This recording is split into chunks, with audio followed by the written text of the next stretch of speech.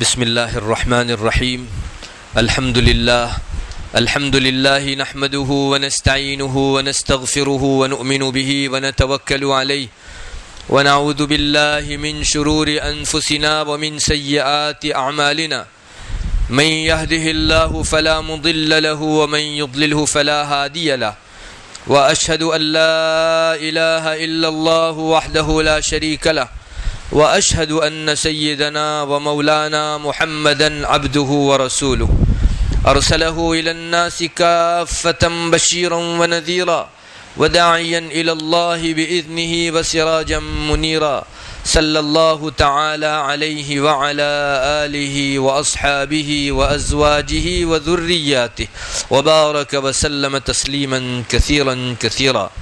اما بعد، اعوذ باللہ من الشیطان الرجیم، بسم اللہ الرحمن الرحیم. هذا خلق اللہ فارونی ماذا خلق الذین من دونہ بل الظالمون فی ضلال مبین. وقال تعالی وإلہکم الہ واحد لا الہ الا هو الرحمن الرحیم.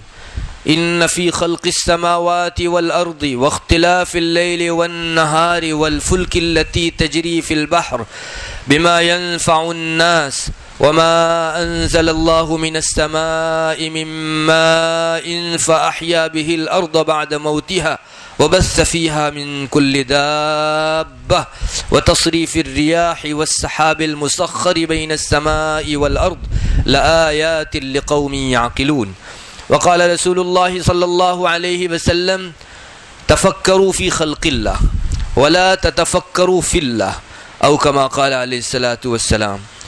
نہایت ہی قابل عزت و احترام معزز مکرم میری ماں بہنوں، آپ جانتی ہی ہو کہ میں پچھلی چند مجلسوں سے ایمانیات پر بات کر رہا تھا. گزشتہ کچھ مجلسوں میں آپ نے سنا ایمان کی اہمیت اللہ کے یہاں کتنی ہے اور کفر کی سنگینی کتنی ہے.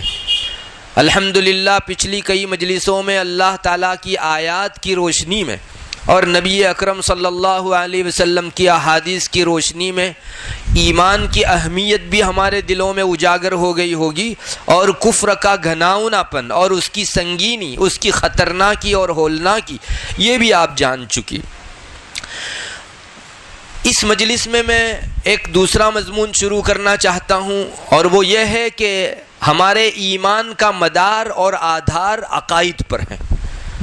ایک مسلمان کو ایمان باقی رکھنے کے لیے عقائد کا جاننا، اس کو برتنا، اپنی پوری زندگی ان عقائد کے اوپر عمل کرنا بہت ضروری ہے. اس لیے بہت مناسب معلوم ہوتا ہے کہ اب کے بعد کی مجلسوں میں مسلمانوں کو بنیادی جن عقیدوں کے اوپر اپنا یقین جمائے رکھنا ہے اس سلسلے میں بات کی جائے. معزز ماں بہنوں، آپ جانتی ہو اس وقت پرفتن زمانہ ہے، اور ہمارے بڑے علماء تو یہاں تک کہتے ہیں کہ اب فسق و فجور کا نہیں، کفر و شرک کا دور آ گیا ہے. یعنی اب ہماری عبادت اور اعمال کے اوپر حملے نہیں ہیں، بلکہ ہمارے ایمان پر اور عقائد کے اوپر حملے ہیں. اور میری ماں بہنوں، ایک بات یقین جانو، اگر کسی شخص کی عبادت 19-20 ہوتی ہے تو وہ شریعت کی نگاہ میں فاسق و فاجر بنے گا، گنہگار بنے گا. لیکن کسی کے عقیدے میں 19-20 ہوتا ہے تو یہ آدمی ڈائریکٹ ایمان سے اپنا ہاتھ دھو بیٹھتا، کبھی کفر میں جا گرتا ہے، کبھی کسی اور گھاٹی کے اندر اور وادی میں جا گرتا ہے. عقائد کا مسئلہ اتنا نازک ہے کہ 50 سال کے مسلمان کی زبان پر کوئی ایک جملہ عقیدے سے ٹکرانے والا آ گیا، ایک گھڑی میں 50 سال کی ساری عبادتیں دھل کر رہ جاتی ہے، اور یہ آدمی ایمان سے بے بہرہ ہو کر اس دنیا میں جینے لگتا. اسی طرح بعض حرکتیں ایسی ہیں کہ ان حرکتوں کو کفر کا نشان سمجھا گیا ہے. اگر وہ کسی مسلمان سے سرزد ہو جائے تو زمانے کا پکے سے پکا مسلمان اسی گھڑی میں آن دا اسپاٹ جو ہے کافر بن جاتا ہے.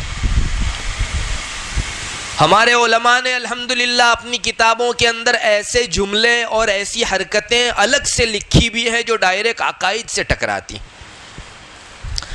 علامہ شامی رحمۃ اللہ علیہ نے بہت بڑی کتاب شامی لکھ رکھی ہے، آپ نے بھی نام سنا ہوگا. آج کی اس دنیا میں کوئی حنفی مفتی ایسا نہیں ہے جو علامہ شامی کی اس کتاب سے بے پرواہ اور مستغنی ہو سکے. سب کو ان کی کتاب کی ضرورت پڑتی ہے, اٹھانی ہی پڑتی ہے. اللہ نے بہت مقبولیت دی ہے. علامہ شامی رحمۃ اللہ علیہ لکھتے ہیں کہ بہت سارے علوم شرعی کہے جاتے ہیں, ان میں سے ایک علم ہے کون سی چیزیں ایمان ہیں اور کون سی چیزیں کفر ہیں ان کو جاننا. علامہ شامی کہتے ہیں کہ عام علماء نے تو فرمایا ہے کہ اس کا جاننا فرض کفایہ ہے, لیکن شامی لکھتے ہیں کہ میرے نزدیک اس کا جاننا فرض عین ہے, یعنی ہر آدمی کو, ہر مرد کو, ہر خاتون کو اس کا علم حاصل کرنا ضروری ہے. اور انہوں نے آگے یہ لکھا بھی اس لیے کہ انسان ان چیزوں کو نہ جاننے کی وجہ سے اپنا ایمان ایک لمحے میں کھو دیتا ہے اور بڑی آسانی سے ایمان سے نکل کر کفر کی وادیوں میں چلا جاتا ہے. وہ تو کہتے ہیں کہ ہر مسلمان مرد و عورت کو کن چیزوں سے کفر لازم آتا ہے, کن حرکتوں سے کفر لازم آتا ہے, کن باتوں کے بولنے کی وجہ سے ایمان کھو کر انسان کافر بن جاتا ہے, ان کا جاننا فرض عین ہے. بہت بڑی بات کہہ دی. اور انہوں نے اسی جگہ ایک بات اور بھی لکھی ہے, اس لیے کہ مرد لوگ کبھی بولنے کے اندر قابو پا لیتے ہیں, مگر خواتین اپنی زبان پر قابو نہ پانے کی وجہ سے بسا اوقات کفریہ جملہ بول ڈالتی.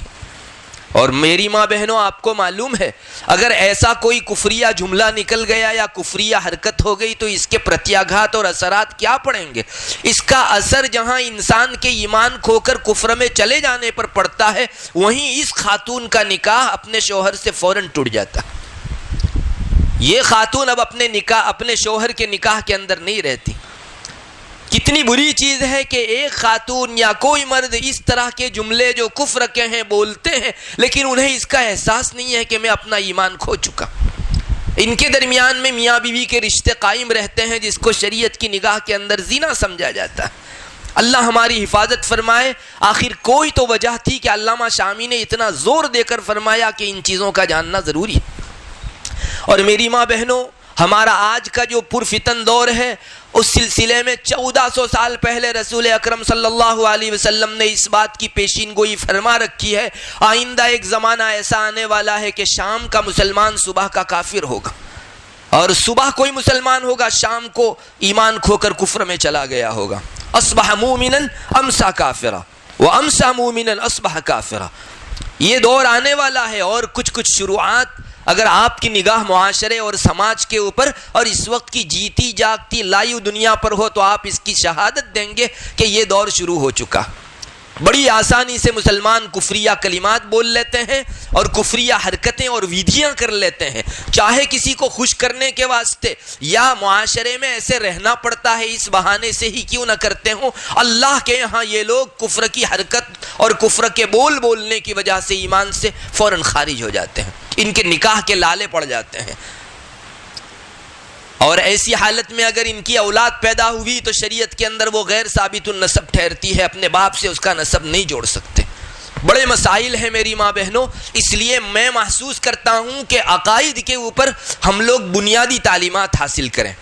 پہلے تو مکتب کے اندر موٹی موٹی چیزیں وہاں مکتب کا ملا اور استاد سمجھا دیا کرتا تھا, لیکن آج ہمارے یہاں عصری اور دنیاوی تعلیم کے پیچھے ہم لوگ اتنے مجنون ہو گئے ہیں کہ ہمارے پاس عقیدہ سیکھنے کے لیے بچوں کو وقت دینے کے واسطے کوئی ٹائم نہیں ہے. ہمارا بچہ قرآن کریم سیکھتا ہے اور ہم سمجھتے ہیں پوری شریعت حاصل ہو گئی. اس بچے کو اللہ کی وحدانیت کا پتہ نہیں ہوتا, یا معلوم ہوتا ہے تو اس کے دل کے اندر یہ عقیدہ راسخ نہیں ہوتا. پہلے ہوتا یہ تھا کہ مکتب کا ملا بار بار بولتا تھا اللہ ہے, اللہ ایک ہے, اللہ ہے, اللہ ایک ہے. بچے کے دل پر ایسا نقش ہو جاتا تھا کہ مرتے دم تک یہ جملہ اس کے دل و دماغ سے ہٹتا نہیں تھا. اللہ کے وجود کا کبھی وہ منکر نہیں بنتا تھا. چیز جب بار بار بولی جاتی ہے تو پوری دنیا اس کو تسلیم کرتی ہے کہ اس کا اثر اور ایفیکٹ دل پر پڑتا ہے اور پڑتا ہے. ہمارے یہاں محاورہ مشہور ہے, ایک جھوٹ بھی اگر 100 مرتبہ بولا جائے تو بالآخر وہ سچ کی شکل اختیار کر لیتا ہے. انسان کے دل میں یہ فیل ہونے لگتا ہے کہ آخر کچھ تو حقیقت ہوگی، تبھی جا کر سب لوگ اس چیز کو بول رہے ہیں. تو جھوٹ بھی جب بار بار بولا جاتا ہے تو انسان کا دل اسے سچ فیل کرنے لگتا ہے. میری ماں بہنوں، آج ہمارے گھروں میں اور مکتب کے اندر اور مختلف جگہوں کے اوپر اب عقائد کی تعلیم کا سلسلہ تقریباً ختم یا کم ہو گیا ہے.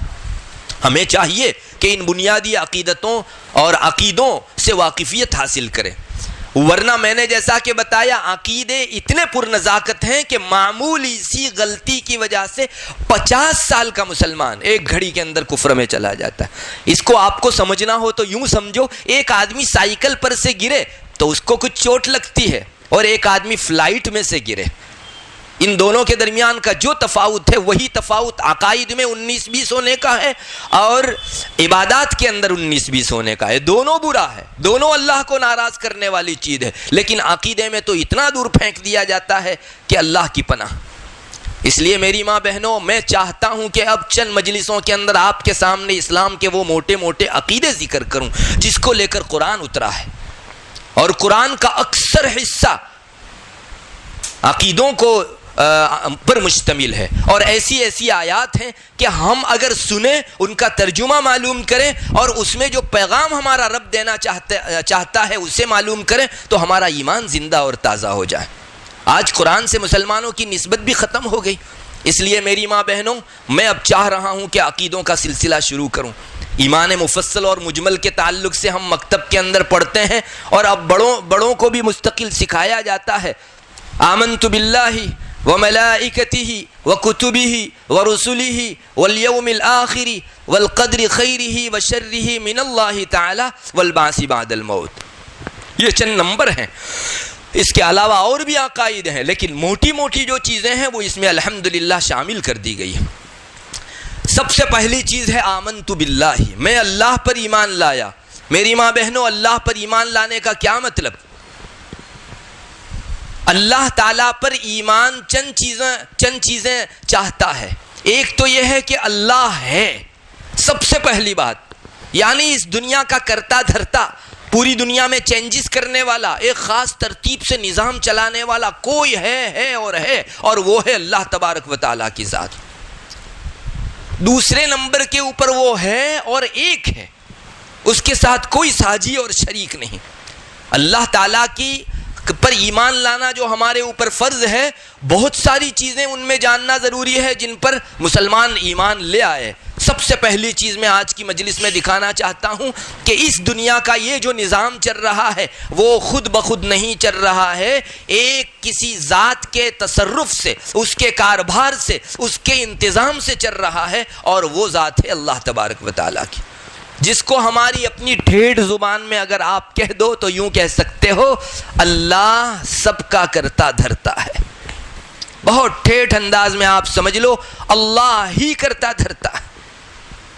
یہ بنیادی عقیدہ ہے.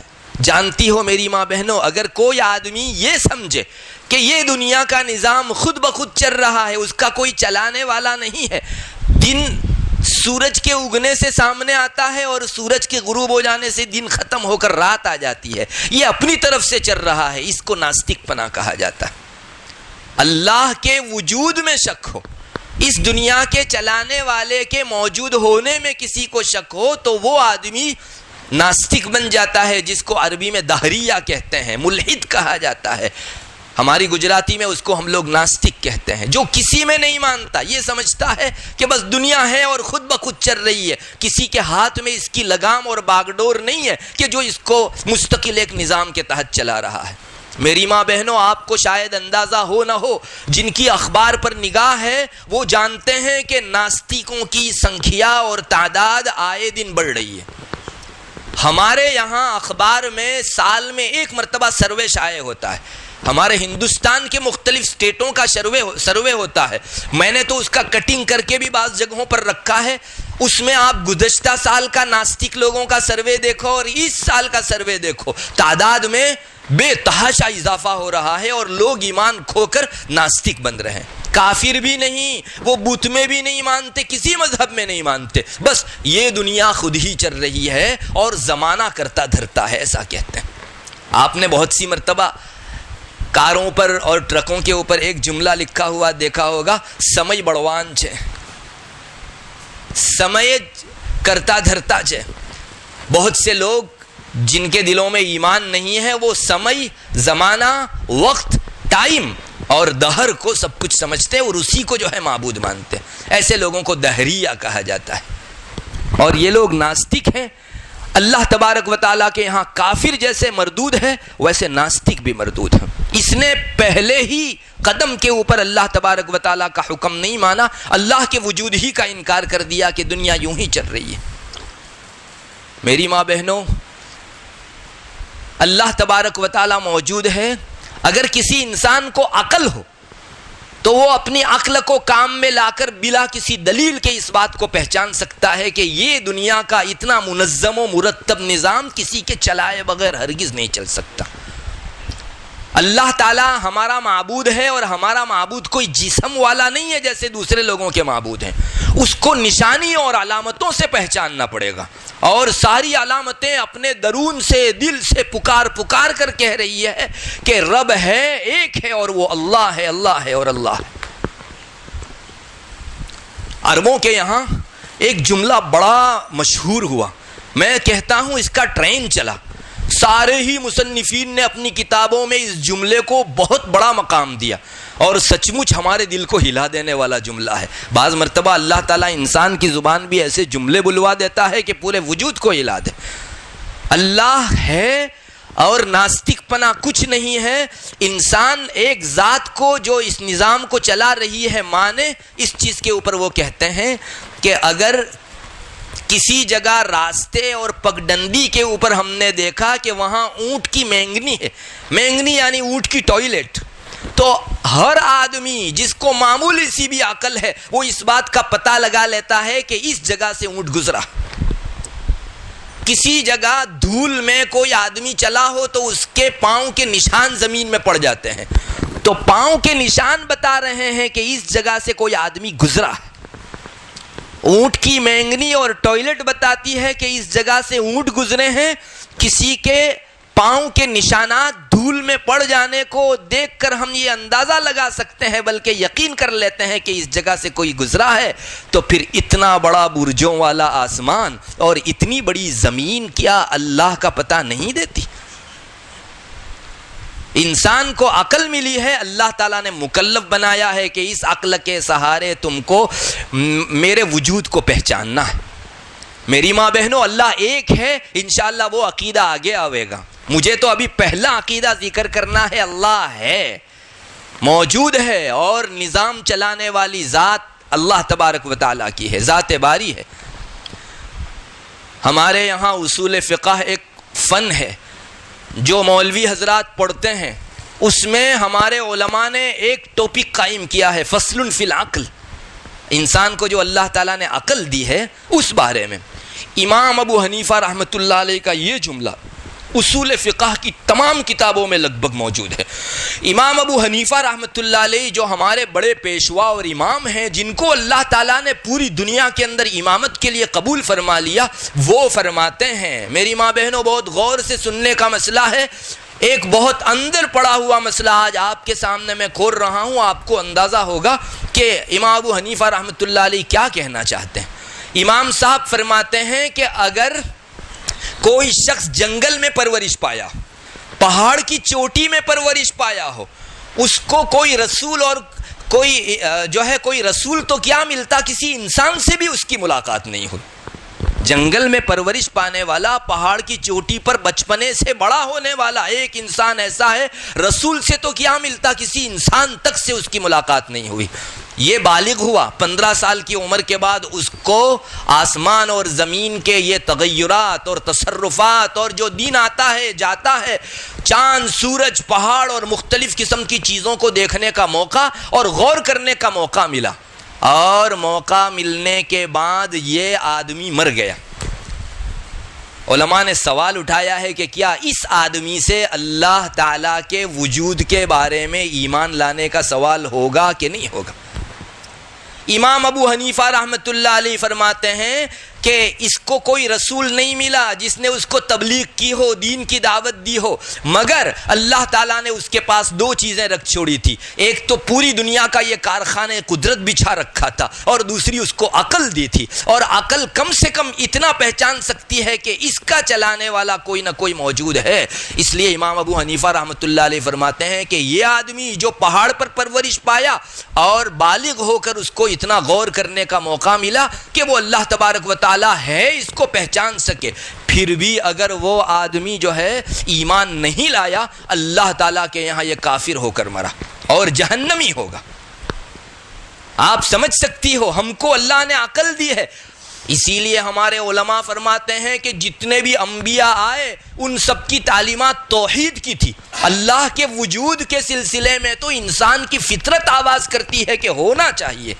جو انسان اپنی فطرت کھو چکا ہو ایسا آدمی اللہ کے وجود کا انکار کرتا ہے. ہاں، ہر ایک نے یہ کہا کہ اللہ کے ساتھ کوئی بھاگیدار نہیں ہے، لا الہ الا اللہ، مگر اللہ کے وجود یہ کا ہونا یہ تو انسان کے دل کی آواز ہے. ہر بچہ اس فطرت کے اوپر پیدا ہوتا ہے کہ اس دنیا کا چلانے والا ہے، موجود ہے، اور وہ اللہ تبارک و تعالی ہے.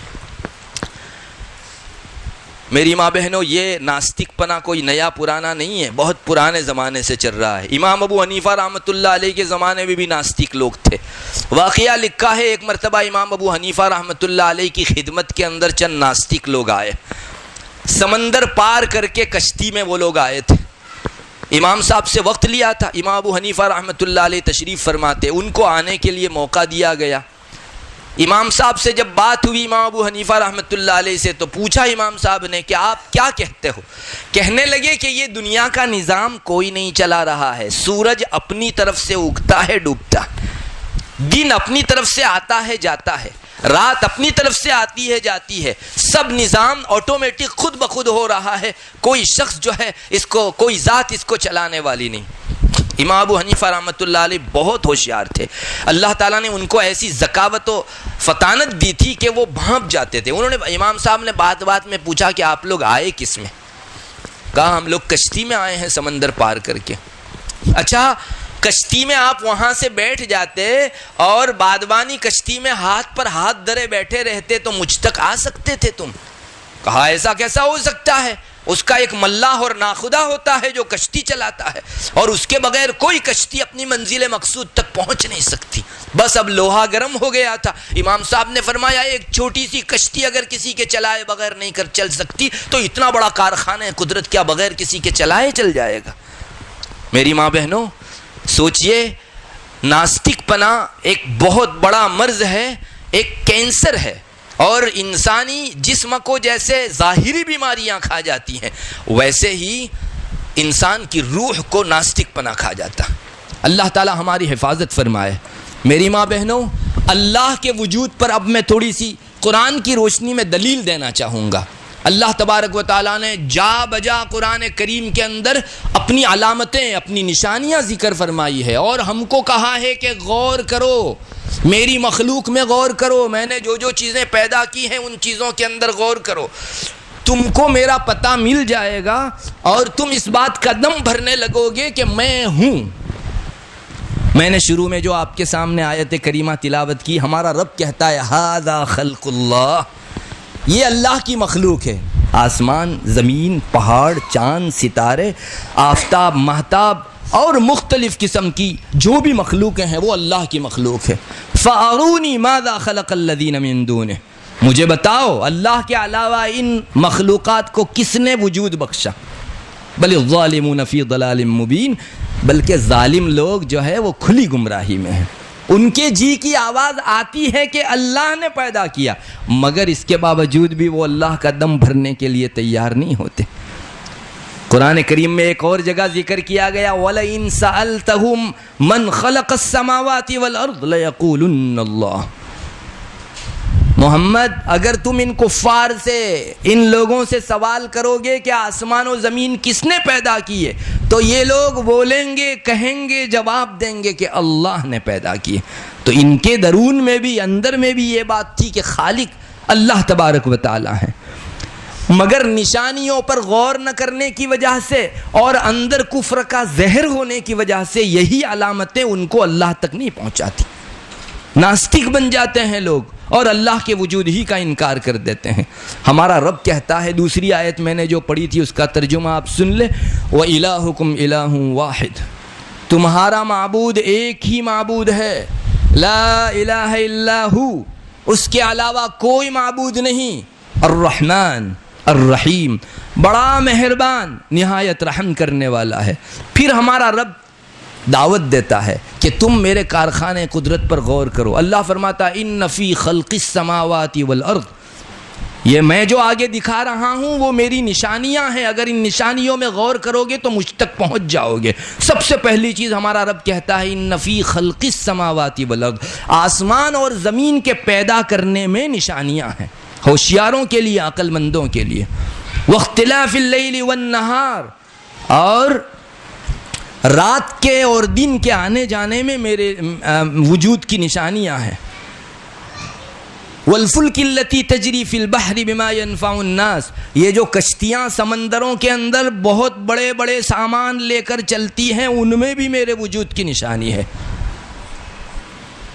وما انزل اللہ من السماء من ماء فاحیا به الارض بعد موتها, آسمان سے اللہ نے پانی اتارا اور وہی زمین جو کل تک خشک تھی آج لہلہاتی ہو گئی, سرسبز و شاداب ہو گئی, تر و تازہ ہو گئی, لیلی چھم ہو گئی. اللہ فرماتا ہے کہ اس میں بھی میری نشانیاں ہیں.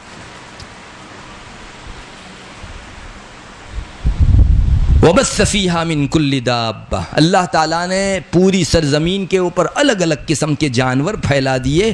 ان کا وجود بھی کسی معبود کا پتہ دیتا ہے کہ ایک معبود ہے. وَتَصْرِيفِ الرِّيَاحِ وَالسَّحَابِ الْمُسَخَّرِ بَيْنَ السَّمَاءِ وَالْأَرْضِ, یہ ہوا کبھی پورب سے پچھم کی طرف چلتی ہے, کبھی پچھم سے پورب کی طرف. یہ جو ادھر ادھر کی ہواؤں کے رخ ہیں یہ بھی بتا رہے ہیں کہ کوئی ذات ہے جو اس کو چلا رہا.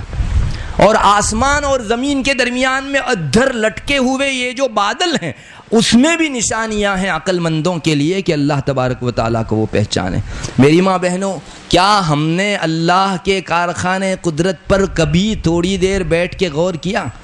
ہمارا رب ہم کو دعوت دیتا ہے, اور آج جو مسلمانوں میں ناستک پنا آ رہا ہے, بہت دبے پاؤں آ رہا ہے, اس کی بنیادی وجہ ہی یہ ہے کہ ہم نے اللہ کی نشانیوں میں غور و فکر کرنا چھوڑ دیا. مسلمان کی تو شان تھی کہ وہ اللہ کی ان آیات کے اندر غور و فکر کرتے, اور ایک جگہ نہیں کئی جگہوں کے اوپر ہمارے رب نے بالکل تفصیل ذکر کر کے ان ساری چیزوں میں غور کرنے, فکر کرنے اور اپنی عقل دوڑانے کی دعوت ہم کو دی. سب سے پہلی چیز ہمارا رب فرماتا ہے ان فی خلق السماوات والارض, آپ اوپر دیکھو آپ کو آسمان نظر آئے گا, نیچے دیکھو زمین نظر آئے گی. کیا کبھی تم نے غور کیا اتنی بڑی زمین, اتنا بڑا آسمان کسی کے تھامے بغیر یوں ہی کھڑا ہے؟ ارے آپ جو نیوٹن کا فارمولہ بتایا جاتا ہے کہ زمین میں مقناطیسی کشش ہے, اگر کوئی بھی چیز گرے گی تو نیچے کی طرف گرے گی جب تک اس کو تھام کر نہ رکھا جائے. تو اتنی بڑی زمین ادھر لٹک رہی ہے, پوری ہر طرف آسمان ہے, اور اس آسمان کو بھی کوئی تھامے ہوئے ہے جو ذات ہے اللہ تبارک و تعالیٰ کی. قرآن کریم خاص اس موقع پر دعوت دیتا ہے ان اللہ یمسک السماوات والارض ان تزولا, اللہ تھامے ہوئے ہے زمین کو اور آسمان کو, کہیں وہ اپنی جگہ سے ہٹ نہ جائے. میری ماں بہنوں, میں اپنی طرف سے نہیں کہہ رہا ہوں, ترجمہ ہی کر رہا ہوں تاکہ آپ کو اندازہ ہو کہ آسمان زمین میں کیسے غور کریں. اللہ فرماتا ہے کہ اس اینگل سے غور کرو کہ اتنی بڑی زمین, اتنا بڑا آسمان کیا بغیر کسی کے تھامے ہوئے یوں تھم رہا ہے؟ نہیں, اس کو اللہ کی ذات تھامے ہوئے ہے. ایک سیب کو اگر یہاں ادھر لٹکاؤ تو نیچے زمین پر گر جاتا ہے. اتنی بڑی زمین وہ کیوں جو ہے کسی جگہ گر نہیں جاتی؟ اللہ تھامے ہوئے. ان اللہ یمسک السماوات والارض ان تزولا, اللہ تعالیٰ آسمان اور زمین کو گرنے سے تھامے ہوئے ہیں. وَلَئِن زَالَتَا إِنْ أَمْسَكَهُمَا مِنْ أَحَدٍ مِّن بَعْدِهِ, اگر یہ اپنی جگہ سے ٹل جائیں, ہٹ جائیں, تو اللہ کے علاوہ کوئی ذات نہیں جو اس کو اپنے ٹھکانے واپس لا سکے. یہ ہمارا رب فرماتا ہے. میری ماں بہنوں, یہ سب سے پہلے غور کرنے کا مقام, کیا اللہ تبارک و تعالیٰ کے علاوہ کوئی سائنس ایسا ہے کہ جو تھام سکتا ہے اس کو؟ وہ خود نہیں تھمتا تو کسی کو کیسے تھامے گا؟ اس کے ہاتھ میں اپنی حیات و ممات نہیں ہے تو وہ کسی چیز کے وجود کا ذریعہ کیسے بن سکتا ہے؟ دنیا کی ساری طاقتیں گھٹنے ٹیک دیتی ہیں آسمان اور زمین کو تھامنے سے۔ ہمارے رب کی صفت اسی لیے ذکر کی گئی ہے القیوم۔ آپ آیت الکرسی پڑھتے ہوں گے، اس میں جو ہے خاص یہ کہلوایا جاتا ہے اللہ لا الہ الا هو الحی القیوم۔ اللہ کی ذات وہ ہے کہ اس کے علاوہ کوئی معبود نہیں، وہ زندہ ہے اور تھامے ہوئے، پورے نظام کو تھامے ہوئے ہے۔ مجال ہے کسی کی کہ 19-20 کر سکے اس کے نظام کے اندر۔ پوری سائنس اور پوری دنیا کی طاقت مل کر زمین کو اپنی جگہ سے ایک حرف ایک بال نہیں ہلا سکتی، اور اگر ہل جائے تو اللہ کے علاوہ کوئی ٹھکانے نہیں لگا سکتا اس کو۔ یہ سب سے پہلی دعوت قرآن کریم ہم کو دیتا ہے، آسمانوں اور زمین کے اندر تم لوگ غور کرو۔ اور بغیر کسی ستون کے اتنا بڑا آسمان کھڑا ہے، ہمارے رب نے اس تعلق سے بھی دعوت دی، اللہ الذی رفع السماوات بغیر عامد ترونہا۔ تم آسمان کو دیکھتے ہو بغیر کسی ستون کے کھڑا ہے۔ ہمارے یہاں اگر بلڈنگ بنانی ہے اور بیچ میں پلر نہیں رکھنا ہے تو کتنی میٹنگیں ہوتی کہ بھائی اس کو کس طرح سے جو ہے دونوں دیوار پر کھڑا کیا جائے۔ بغیر دیوار کے تو کبھی چھت اور ٹیریس رہے گی ہی نہیں، لیکن تھوڑا فاصلہ لینا ہو تو وہاں بھی جو ہے باقاعدہ سوچا جاتا ہے اور مختلف ٹیکنالوجی اپنائی جاتی ہے۔ کوئی چیز سہارے کے بغیر کھڑی نہیں ہے۔ اللہ نے اتنا بڑا آسمان بغیر کسی ستون اور پلر کے کھڑا کر دیا۔ آپ سمجھ سکتی ہو ہے دنیا کی کوئی ذات، کوئی دعویٰ بھی نہیں کر سکتا کہ ہمارے ہاتھوں یہ تھما ہوا ہے۔ اللہ ہے، صرف اللہ ہے، اور اللہ ہے جو تھامے ہوئے۔ شیخ سعدی بہت بڑے جو ہے بزرگ گزرے ہیں، انہوں نے کارخانے قدرت پر نظر ڈالنے کے بہت سارے طریقے بتائے ہیں۔ پہلا شعر انہوں نے یہی لکھا ہے، نگاہ کن بری گنبد زرنگار کہ سقفش بوت بے ستون استوار۔ یہ آسمان کا جو گنبد ہے نا، یہ ڈوم ہے، اس پر نظر ڈالو، یہ ڈوم بغیر کسی ستون کے بغیر کسی پلر کے کھڑا ہے۔ آپ نے سوچا کیسے کھڑا ہے، کون تھامے ہوئے ہے؟ ارے تم کو جواب دینے کی ضرورت نہیں، خود ہمارا رب کہتا ہے اللہ تھامے ہوئے ہے، هو الحی القیوم۔ یہ سب سے پہلا سبق ہے میری ماں بہنوں۔ آسمان اور زمین کے تعلق سے اگر کوئی آدمی اس حقیقت کو پالے اور اپنے دل سے سوال پوچھ لے کہ اتنی بڑی مخلوق کو کون تھامے ہوئے ہے، فطرت کی آواز اگر کفر کی خباثت سے دب نہیں گئی ہے تو اندر سے آواز نکلے گی، وہ ایک ذات ہے اور اللہ کی ذات ہے۔ اللہ تعالیٰ قدرت کی ان نشانیوں کے اندر ہم کو غور و فکر کرنے کی توفیق عطا فرماوے۔ میری ماں بہنوں، پھر ہم کو جو آسمان دکھتا ہے یہ تو پہلا آسمان ہے۔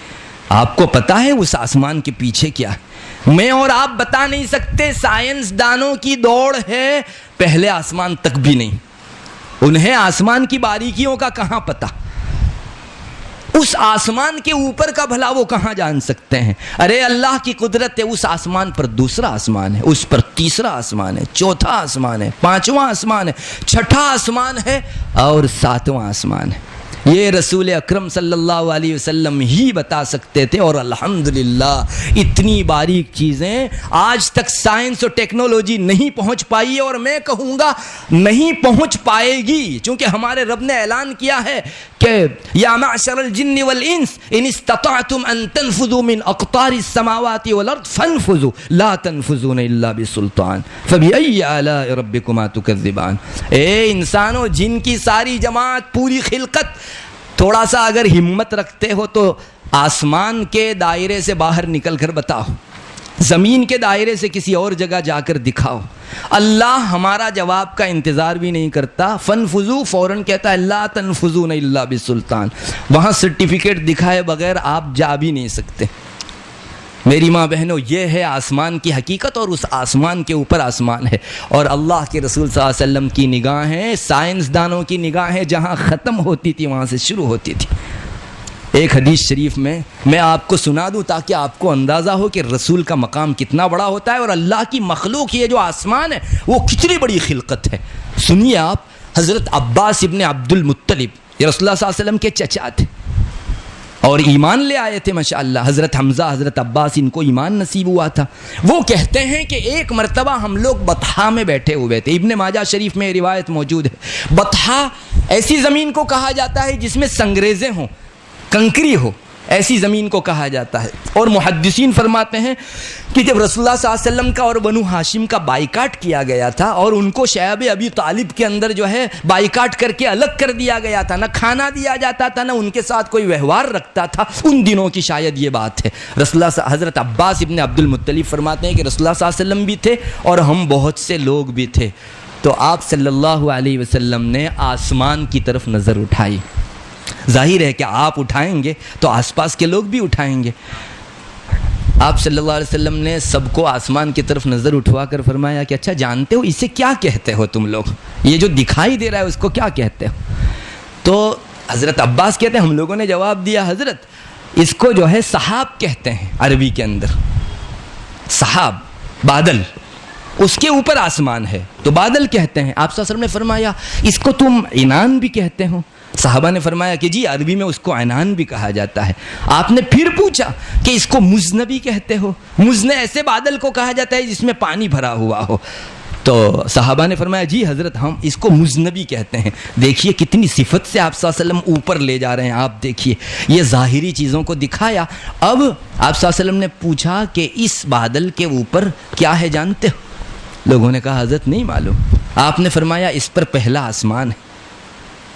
پھر آپ نے پوچھا کہ زمین سے لے کر پہلے آسمان تک کا فاصلہ کتنا ہے جانتے ہو؟ وہ جو بیٹھے تھے ان میں بہت سے کفار بھی تھے, ابھی سب ایمان نہیں لے آئے تھے, تو انہوں نے کہا کہ ہم کو نہیں معلوم یہاں سے آسمان تک کا فاصلہ کتنا ہے. دیکھو ایک رسول کا جگر گردہ ہے. فرماتے ہیں آپ نے فرمایا ایک آدمی یہاں سے سفر شروع کرے, 71 سال کا سفر کرے, 71 یا 72 سال کا سفر کرے یا 73 سال کا سفر مسلسل کرے تو جہاں پہنچے گا وہ پہلا آسمان آئے گا. یہ آپ صلی اللہ علیہ وسلم نے فرمایا. ابن ماجہ شریف میں روایت موجود ہے. اچھا آپ نے پھر پوچھا کہ جانتے ہو اس آسمان کے اوپر کیا ہے؟ وہ جو بیٹھے تھے بعض صحابہ بھی تھے ایمان لائے تھے اور بہت سے نہیں بھی لائے تھے. انہوں نے کہا کہ حضرت ہم نہیں جانتے اوپر کیا ہے. آپ نے فرمایا اس آسمان کے اوپر دوسرا آسمان. آپ نے پھر پوچھا جانتے ہو اس پہلے آسمان اور دوسرے آسمان کے درمیان میں کتنا فاصلہ ہے؟ یا رسول اللہ نہیں جانتے. آپ نے فرمایا اس پہلے آسمان سے لے کر دوسرے آسمان تک کا فاصلہ اتنا ہے کوئی آدمی سفر کرے 71 سال 72 سال یا 73 سال تک تو جہاں پہنچے گا وہ پہلے آسمان سے لے کر دوسرے آسمان تک پہنچنا پایا جائے گا. جانتے ہو اس کے اوپر کیا ہے؟ ایسا کر کے آپ صلی اللہ علیہ وسلم نے 6 آسمان بیان فرما دیے اور آخر میں پوچھا کہ اوپر جانتے ہو کیا ہے؟ نہیں جانتے. فرمایا اوپر 7واں آسمان ہے اور اس کے بیچ بھی اتنا ہی فاصلہ ہے جتنا زمین سے لے کر آسمان تک یا ایک آسمان سے لے کر دوسرے آسمان تک کا فاصلہ. پھر آپ صلی اللہ علیہ وسلم نے پوچھا جانتے ہو اس 7ویں آسمان پر کیا ہے؟ میری ماں بہنوں آپ دیکھیے اللہ کی قدرت کا کرشمہ. اگر کوئی سائنسدان آج تحقیق کر کے کہہ دے کہ یوں ہم نے دیکھا اور ایلینز دیکھے اور یوں دیکھے تو ہم سجدے میں پڑ جاتے ہیں ان کے نزدیک. اللہ کے رسول صلی اللہ علیہ وسلم کی بات پر ہمیں یقین کیوں نہیں آتا؟ آپ صلی اللہ علیہ وسلم فرماتے ہیں 7ویں آسمان پر ایک سمندر ہے. جانتے ہو سمندر کی نچلی سطح سے لے کر اوپر کی سطح تک کا فاصلہ کتنا ہے؟ یا رسول اللہ نہیں جانتے. آپ نے فرمایا نیچے کی سطح سے لے کر اوپر کی سطح تک کا فاصلہ اتنا ہے. اس سمندر کا 71 72 73 سال تک کوئی چلتا چلا جائے کہاں پہنچے گا؟ اتنا زیادہ بڑا سمندر اللہ تعالیٰ نے 7ویں آسمان پر رکھ رکھا. پھر آپ نے پوچھا جانتے ہو اس سمندر کے اوپر کیا ہے؟ نہیں جانتے یا رسول اللہ. آپ نے فرمایا اس سمندر کے اوپر 8 پہاڑی بکرے ہیں. 8 پہاڑی بکرے ہیں. علماء لکھتے ہیں محدثین لکھتے ہیں یہ بکرے نہیں ہیں, اصل میں فرشتوں کو ایسی شکل میں اللہ تعالیٰ نے پیدا فرمایا ہے. اور کتنے بڑے بکرے ہیں؟ آپ صلی اللہ علیہ وسلم نے پوچھا جانتے ہو اس کی کھور سے لے کر اس کی پشت تک کا کتنا فاصلہ ہے؟ نہیں جانتے. آپ نے فرمایا ایک آدمی 71 سال 72 سال یا 73 سال تک سفر کرتا رہے کتنا فاصلہ طے کرے گا؟ وہ جو ہے پہاڑی ان فرشتوں کے پاؤں سے لے کر پشت تک کا فاصلہ اتنا زیادہ. رسول اللہ صلی اللہ علیہ وسلم نے پھر پوچھا جانتے ہو ان پہاڑی بکروں کے اوپر کیا؟ صحابہ نے فرمایا کہ ہم نہیں جانتے. آپ نے فرمایا ان پہاڑی بکروں کے اوپر اللہ کا عرش. جانتے ہو عرش کی نچلی سطح سے لے کر اوپر کی سطح کا فاصلہ کتنا ہے؟ نہیں جانتے. آپ نے فرمایا ایک آدمی 72 71 72 73 سال تک اوپر سفر کرے تو کہاں پہنچے گا؟ اتنا بڑا عرش اللہ تبارک و تعالیٰ کے، اور اللہ تبارک و تعالیٰ کی تجلیاں عرش کے اوپر ہیں. یہ آپ صلی اللہ علیہ وسلم نے فرمایا. دیکھا آپ نے کتنی بڑی خلقت، کیا کوئی پیدا کر سکتا ہے؟ اور بغیر کسی کے پیدا کیے ہوئے خاص اتنے ہی فاصلے اور ڈسٹنس کے اوپر ایک سما، ایک آسمان، دوسرا آسمان، تیسرا آسمان چڑھ سکتا ہے کبھی؟ ضرور نہ ضرور پیدا کرنے والی ذات ہے اور ایک ہے، اور وہ اللہ ہی ہے، اللہ ہی اللہ ہی ہے. یہ آسمان و زمین کی خلقت کے اندر ہم کو غور و فکر کرنے کو کہا گیا. میری ماں بہنوں، ضرورت اس کی ہے کہ ہم لوگ بھی قرآن کی ان آیات اور احادیث کے اندر غور کریں اور اس بات کو جانیں کہ ہمارے رب نے ہم کو کس چیز کی دعوت دی ہے. میں پوچھتا ہوں کیا اللہ کی ان آیتوں کے اوپر غور کرنے کی وجہ سے ایمان میں مضبوطی نہیں آتی؟ ارے جاہلیت کے اس دور میں لوگ کفار و مشرکین سے صحابہ کے بڑے مقام پر اگر آئے ہیں، اسی قرآن کی انہی ہدایتوں پر عمل کر کے آئے ہیں، اور انہی چیزوں میں غور و فکر کر کے ان کا ایمان اتنا مضبوط ہوا تھا کہ ایک مرتبہ دنیا لٹ جائے، مال چلا جائے، جان ختم ہو جائے، لیکن ہمارے مضبوط ایمان پر ایک حرف بھی نہیں آنا چاہیے. اور ماشاءاللہ جی کر دکھا گئے وہ لوگ کہ سمندر ان کی راہوں کا روڑا نہیں بن سکا، آندھیوں نے اپنا رخ موڑ لیا، لیکن یہ لوگ اپنی جگہ ڈٹے اور اٹے اور مضبوط رہے. میری ماں بہنوں، ہمیں چاہیے کہ ان چیزوں پر ہم لوگ نظر کریں. یہ سب سے پہلی چیز جس پر ہمارا رب ہم کو دعوت دیتا ہے کہ ہم لوگ غور و فکر کریں. ابھی اور بھی بہت سے نمبر ہیں، میں چاہتا ہوں کہ قرآن کی روشنی میں ان نمبروں کو آپ کے سامنے واضح کروں.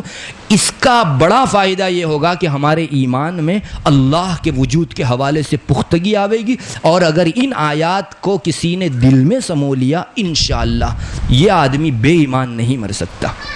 اللہ تبارک و تعالیٰ کی آیات کی اپنی تاثیر ہے، جیسے دنیا کی دواؤں کی تاثیر ہے. ان آیات کی تاثیر یہ ہے کہ ایمان کو ایسا رچا بسا دیتا ہے جیسے بعض بیماریاں انسان کی بدن کے اندر رچ بس جاتی ہیں. ہمارے یہاں بولتے ہیں سردی رچی پچی گئی ہے، یعنی بدن کا ہر جز جو ہے اس میں سردی سرایت کر گئی ہے، ویسے ہی ایمان سرایت کر جاتا ہے. تو پہلی چیز یہ ہے میری ماں بہنوں، اللہ تبارک و تعالی ہمیں اس پر غور کی توفیق عطا فرماوے، اور وہ جس چیز کی دعوت دیتا ہے ہم لوگ قرآن کی روشنی میں ان چیزوں کو طے کر سکیں. وآخر دعوانا الحمدللہ.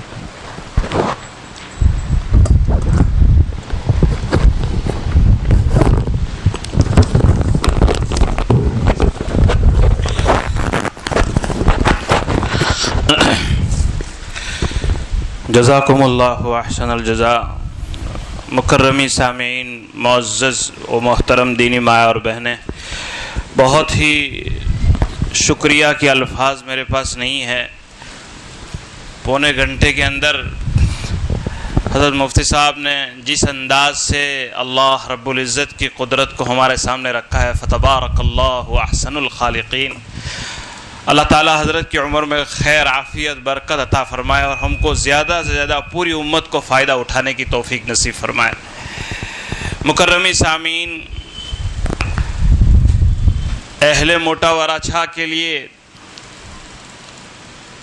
بہت ہی خوش قسمتی کا موقع ہے کہ ماشاءاللہ تاریخ 28 اور تاریخ 29 دو دن یعنی جمعرات اور جمعہ کو ایک خاص مہمان ذمہ داران کو بلا رہے ہیں. حضرت مفتی یوسف صاحب ممبئی سے تشریف لا رہے ہیں. وہ 2 دن ہماری اس بستی میں رہیں گے، اور ماشاءاللہ ان کے جو پروگرام ہے وہ سب سے پہلا پروگرام جمعرات کو 28 تاریخ کو ظہر بعد سیرت النبی کا پروگرام ہوگا.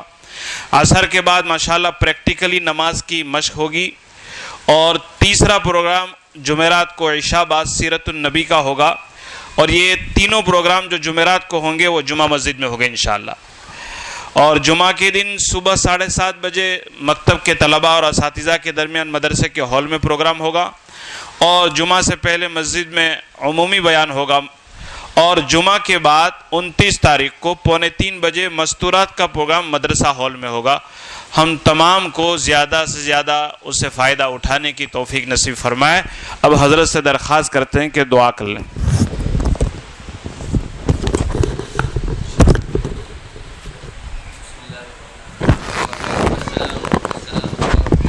علی ولی کرام. اللہم صلی علی محمد النبی الامی وعلی آلہ وسلم تسلیما۔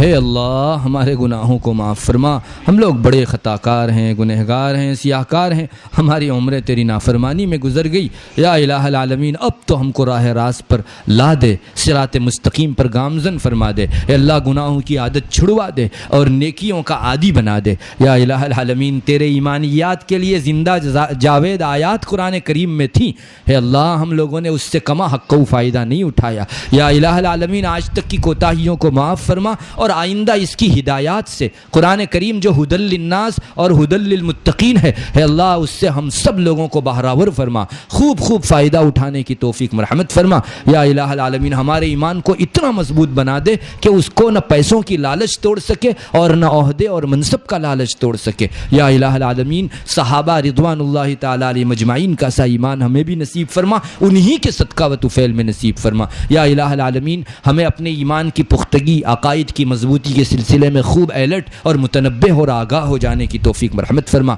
اللہ آج تک جو کچھ چکے ہو گئی ان سب کو معاف فرما۔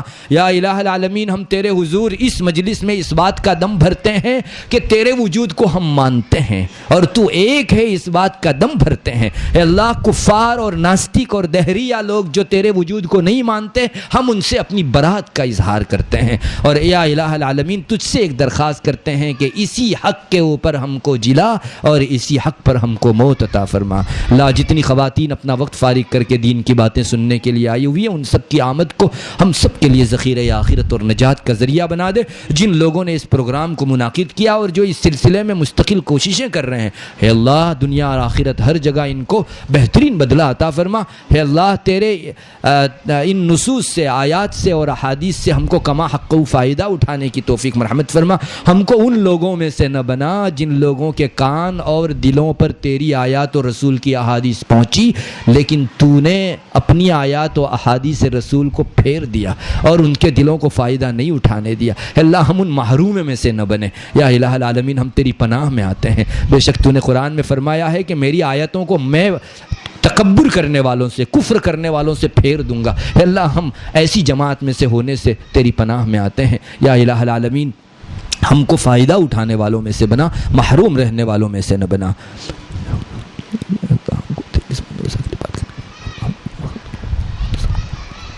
اللهم إنا نسألك من خير ما سألك منه نبيك محمد صلى الله عليه وسلم ونعوذ بك من شر ما استعاذ منه نبيك محمد صلى الله عليه وسلم أنت المستعان وعليك البلاغ ولا حول ولا قوة إلا بالله سبحان ربك رب العزة عما يصفون وسلام على المرسلين والحمد لله رب العالمين۔